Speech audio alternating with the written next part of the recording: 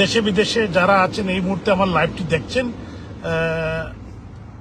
আমি আপনাদেরকে একটি কথা বলতে চাই।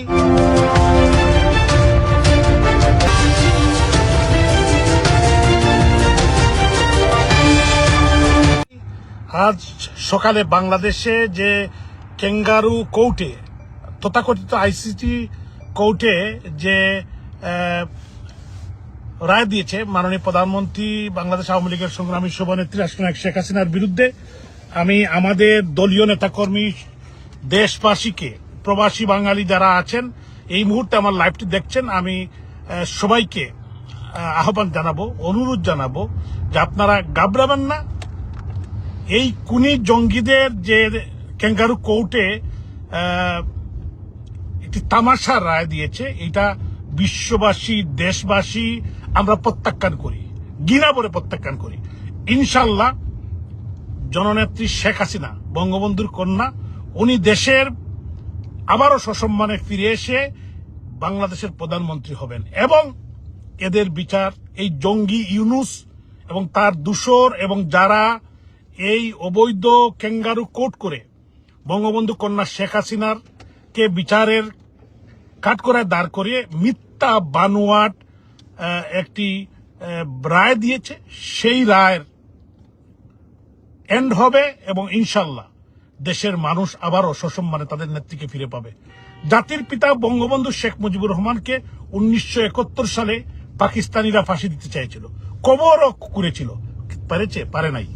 আমি দৃঢ়তার সাথে বলতে চাই, আমি আমাদের দলীয় সহযোদ্ধা, আমাদের বিশেষ করে আমাদের তরুণ ছাত্র সমাজ, যুব সমাজ, আমাদের ভাই বোনেরা যারা আছে, যারা নির্যাতিত, নিপীড়িত, যাদের মা বোনদেরকে নির্যাতন করছে, বাড়ি ঘরে আগুন দিচ্ছে, সবাইকে সাহসিকতার সাথে মোকাবিলা করার জন্য আহ্বান জানাচ্ছি। আমাদের সংগ্রাম চলবেই। আমরা যতক্ষণ পর্যন্ত এই খুনি ইউনুসের বিদায় ঘণ্টা না বাজাতে পারবো এবং এদেরকে বিচারের কাঠগড়ায় না দাঁড় করাতে পারবো, ততক্ষণ পর্যন্ত আমাদের আন্দোলন চলবে। আমাদের সবাই একটি জিনিস বলতে চাই যে সবাই মনোবল হারাবেন না। রাজনীতিতে মনোবল হারালে হয় না। অনেকের মন খারাপ, আমারও মন খারাপ হয়েছিল, তবে একটি জিনিস আমি বলি যে এই খুনিদের এই যে তামাশার রায়, এটা তো আমরা জানি সবাই। আমি আমাদের বন্ধুদেরকে বলবো, আমরা তো সবাই জানি এটা তো তাদের প্রভুদের দ্বারা লিখিত রায়।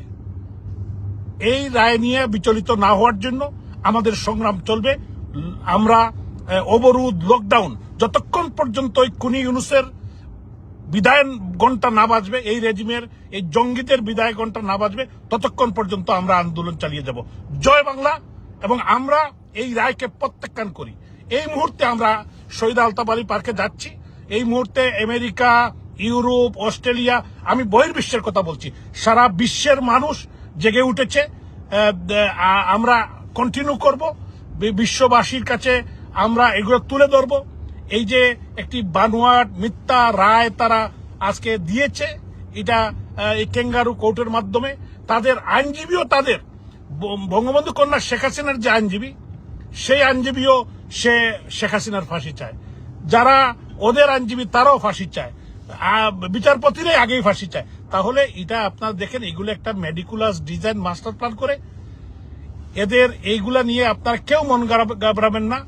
আমরা বিশ্বের আরো অনেক নেতৃবৃন্দ যাদের বিরুদ্ধে এরকম ভার্ডিক্ট অবৈধভাবে দিয়েছিল, তারা আবার সম্মানে ফিরে এসেছেন। আমরা বিশ্বাস করি জাতির পিতার সুযোগ্য কন্যা, আমাদের নেত্রী, আমাদের আপা বাংলাদেশের 18 কোটি মানুষের নেতৃত্ব দিবেন। জয় বাংলা, জয় বঙ্গবন্ধু, জয় জননেত্রী শেখ।